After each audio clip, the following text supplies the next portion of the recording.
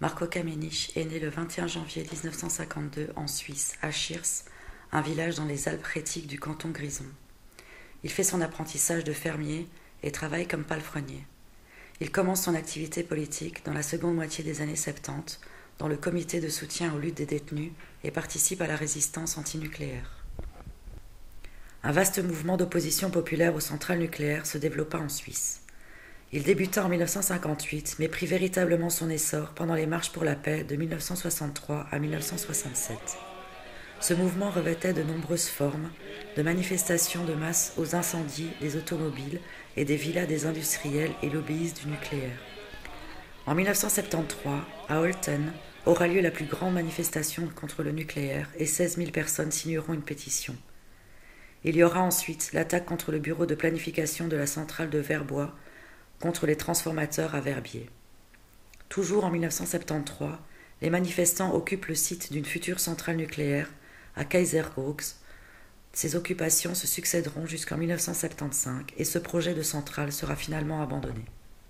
Le 25 juin 1977, une première tentative d'occuper le site de la future centrale de Gösgen par 2500 personnes est très brutalement réprimée par la police.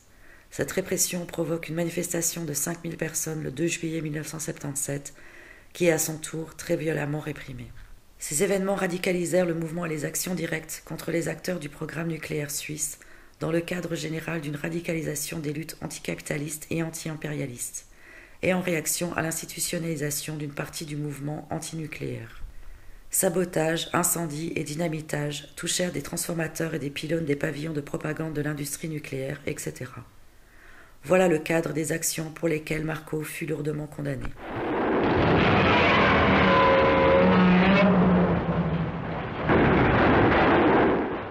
Début 1980, Marco est arrêté pour 2 dynamitages. Celui d'un pylône de la ligne à haute tension de la société électrique NOC, en novembre 1979, une des grandes sociétés qui exploitait des centrales nucléaires en Suisse, et celui du transformateur et pylône de la centrale de transformation électrique Sarelli, en décembre de la même année. Il est condamné en janvier 1981 à 10 ans de prison. C'était une peine exceptionnellement lourde. Le tarif habituel à ce moment-là en Suisse aurait été de 4 à 6 ans et même la presse réactionnaire s'étonnait de cette peine de 10 ans qui à cette époque ne se donnait que pour homicide.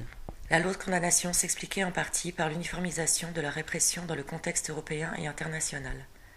La répression était montée de plusieurs crans pour faire face aux forts mouvements de guérilla révolutionnaires qui se développaient notamment en Italie et en Allemagne. La Suisse s'alignait sur cette tendance répressive.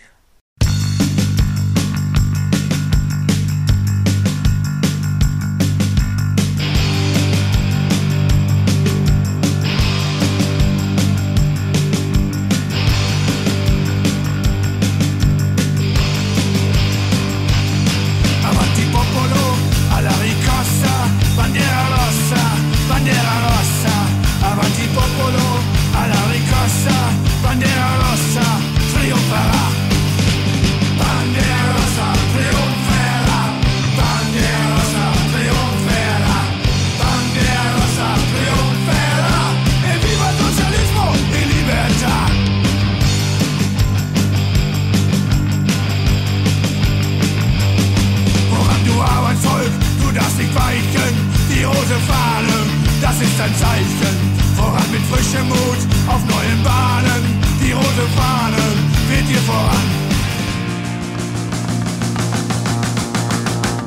Es geht um die Welt ein Geflüster. Arbeiter, hörst du es nicht? Das sind die Stimmen der Kriegsminister. Arbeiter, hörst du es nicht? Es flüstern die Kohle- und Stahlproduzenten. Es flüstert die chemische Kriegsproduktion. Es flüstert von allen Kontinenten. Mobilmachung gegen die Sowjetunion. Arbeiter, Bauern, nehmt die Gewehre zur Hand. Erschlagt die faschistischen Räuberheere. Setzt alle Herzen in Brand. Setzt eure Roten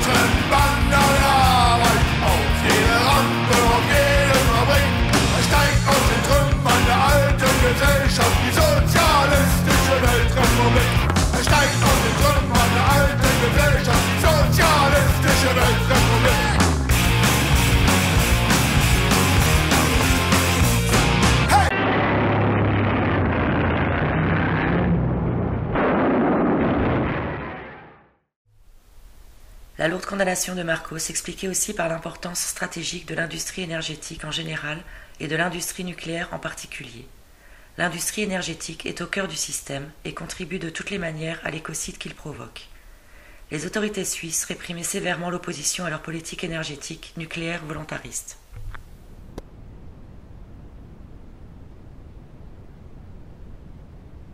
Cette politique énergétique adoptait en Suisse la forme du projet Manhattan aux USA. Peu après Nagasaki et Hiroshima, les autorités suisses lançaient la propagande pour le double usage, militaire et civil, du nucléaire. On promettait à la population une ère dorée, une ère glorieuse de progrès et de bien-être sous le signe du nucléaire. L'objectif de la conception et la fabrication d'une bombe atomique suisse reçut de la Fédération un crédit cadre d'une importance inédite. 18 millions de francs à partager entre industries privées et institutions publiques, notamment universitaires, au bénéfice des intérêts économiques privés. En 1946, les groupes industriels Braun-Boveri, Sulzer et Escher-Wyss fondent la commission d'études énergie nucléaire et le consortium de travail réacteurs nucléaires.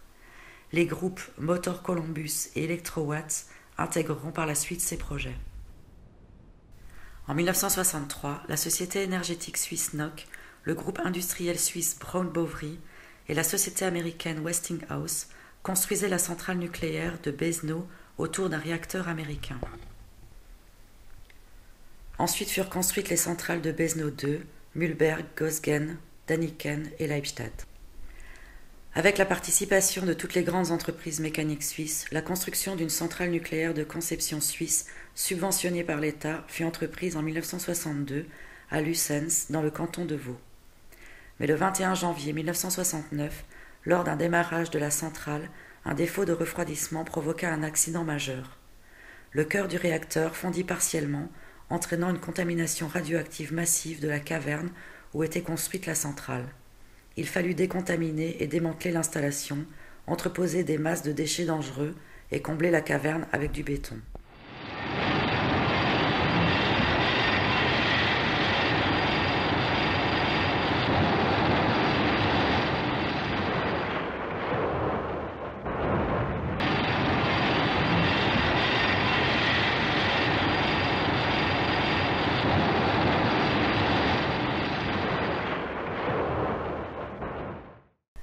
Le 17 décembre 1981, Marco Caminich et quelques prisonniers italiens s'évadèrent de la prison de Regensdorf.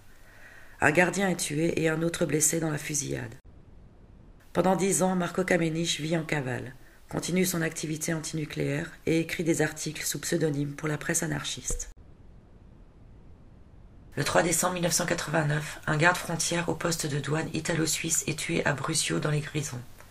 La presse et les autorités désignent immédiatement Marco comme auteur. Marco Caminich a toujours rejeté cette accusation.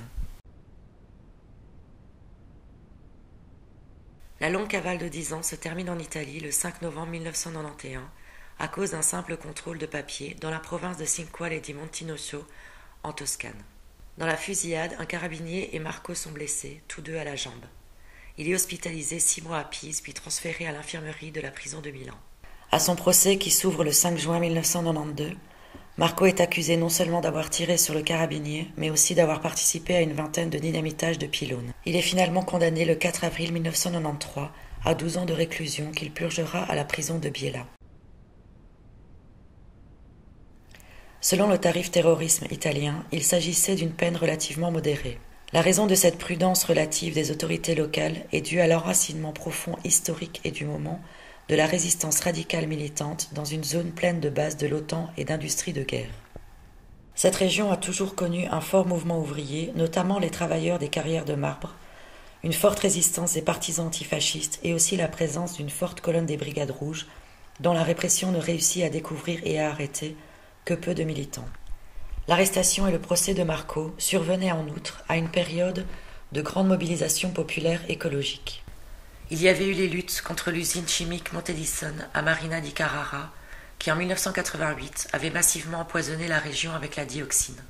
Il y avait aussi la résistance contre les différents incinérateurs construits et prévus sur le territoire, ou encore contre la pollution électromagnétique de la ligne à haute tension, amenant l'énergie du nucléaire français à Pise, en passant par la Spezia, Massa Carrara et Versilia. Autre front de lutte de cette région, la lutte contre la spéculation immobilière qui conduisit au dynamitage de villas de luxe en bord de mer, en résistance à une restructuration urbaine touristique et spéculative qui impliquait des expulsions pour les classes populaires.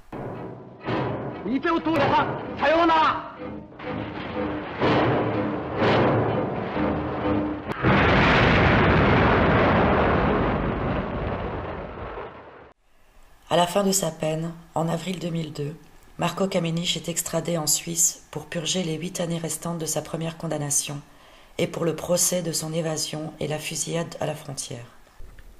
La procédure durera de 2002 à 2004 et le procès, qui fut l'occasion d'une vaste campagne de solidarité, se termina par un acquittement de Marco pour la mort du gardien de prison, mais par une condamnation à 17 ans pour la mort du garde frontière.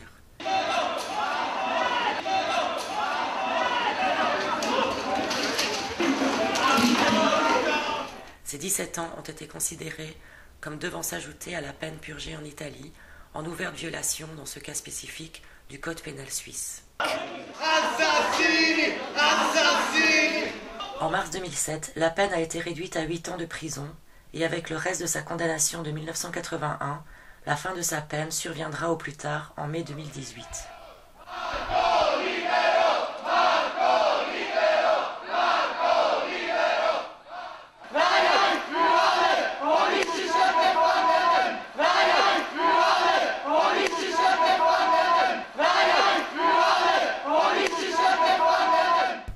Durant toutes ces années, Marco a toujours été de notre côté. Sa présence dans les luttes est constante. Sa voix, sa pensée, son travail de traduction incessant et important, ses nombreuses contributions et grèves de la faim transmettent la solidarité d'un réseau mondial avec les prisonniers et prisonnières révolutionnaires, qui est libre de sectarisme et de dogmatisme. Ses nombreux textes contribuaient et contribuent toujours à la croissance et au renforcement d'un parcours de lutte contre toute forme d'oppression et d'exploitation.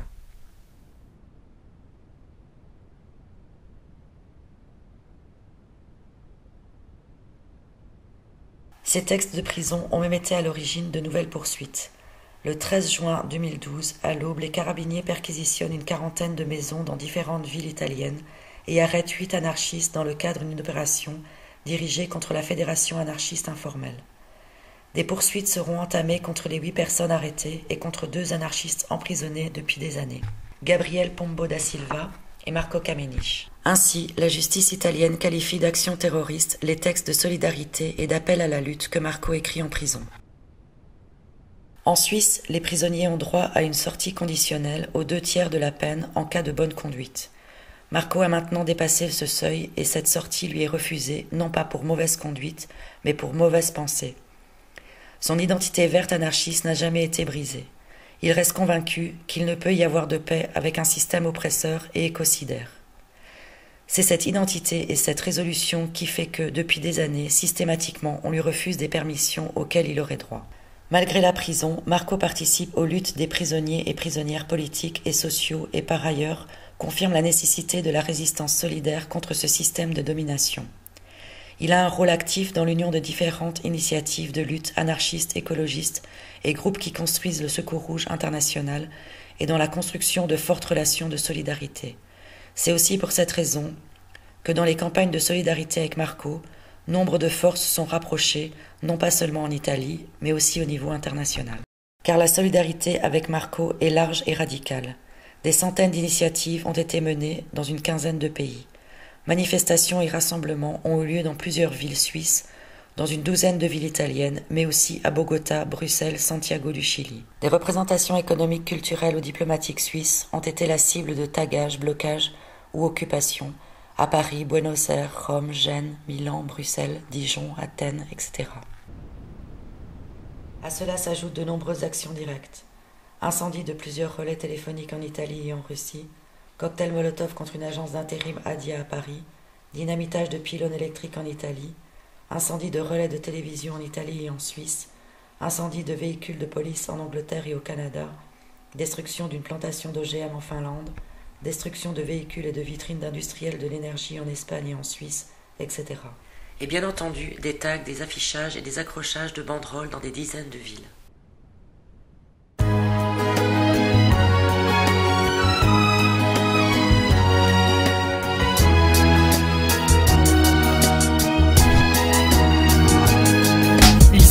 ici de rapper pour ceux qui ont pris le chemin de la lutte armée et parfois n'ont pas pu éviter les coups de feu à l'armée, qui ont maintenu intact l'étendard de la révolte. L'idée que les pauvres ne paieront pas tout le temps pour les abus de ces despotes. Patrons, militaires, hommes d'affaires, État et industrie. La matrice est complexe et s'alimente d'un feu nourri au milieu d'un appareil répressif qui te fait sombrer dans le noir et maintient ton esprit dans un tiroir. Derrière ces murs, ils tiennent bon. Dehors, on fait la même avec beaucoup d'humilité et d'abnégation. De là, me sens à bas paume, la rage étouffe dans mes paumes et la culpabilité de ne rien faire est un poids sur mes épaules. J'écris pour vivre et mes larmes n'y peuvent rien. Ne laissons pas faire et l'expression de notre soutien. Ma rage m'étouffe autant que ma haine et j'ai le souffle coupé. Mon bras se lève, mon poing est serré. Libérez-les, révolutionnaires, combattants, militants, incarcérés. Ma rage m'étouffe autant que ma haine et j'ai le souffle coupé. Mon bras se lève, mon poing est serré. Libérez-les, révolutionnaires, combattants, militants, incarcérés. Les gens considèrent comme terroriste la personne qui prend une arme pour lutter contre l'impérialisme. Que pense-t-il de ces états qui appliquent les méthodes de la dictature, de ces patrons qui traitent les ouvriers comme de vulgaires ordures, de ces trafiquants d'armes qui s'enrichissent sur la misère humaine, de cette police corrompue qui joue du bâton telle une vieille rengaine.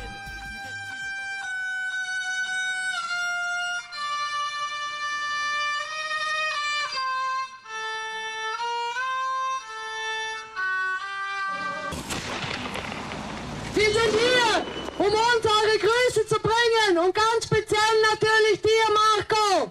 Wir hoffen, dass es dir gesundheitlich gut geht. Parce que chaque initiative compte face à la volonté des autorités suisses d'enterrer Marco vivant.